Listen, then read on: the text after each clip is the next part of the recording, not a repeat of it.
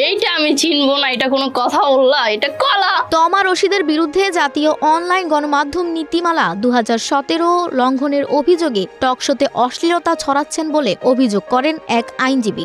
তার দাবি, টেলিভিশন চ্যানেলে উপস্থাপনার মাধ্যমে বাংলাদেশের সামাজিকতা, পারিবারিক মূল্যবোধ ও নৈতিকতার পরিপন্থী ভাষা ছড়াচ্ছেন এই উপস্থাপিকা। তোমার বডি স্ট্রাকচার যেমনই হোক না কেন, হয়তো ফিল ইট, না হলে বার্ন ইট। তমার বিরুদ্ধে এই অভিযোগ এনেছেন বাংলাদেশ সুপ্রিম কোর্টের আইনজীবী মোহাম্মদ ওবায়দুল্লাহ আল মামুন।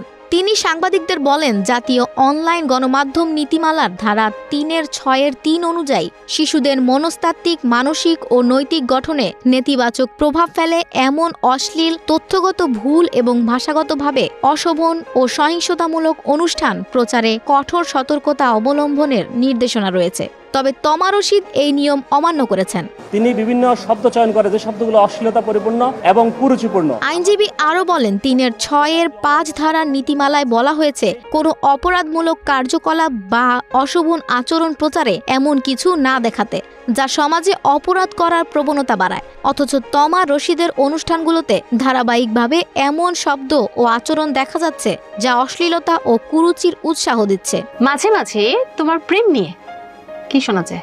কি শোনা যায়? গুঞ্জন।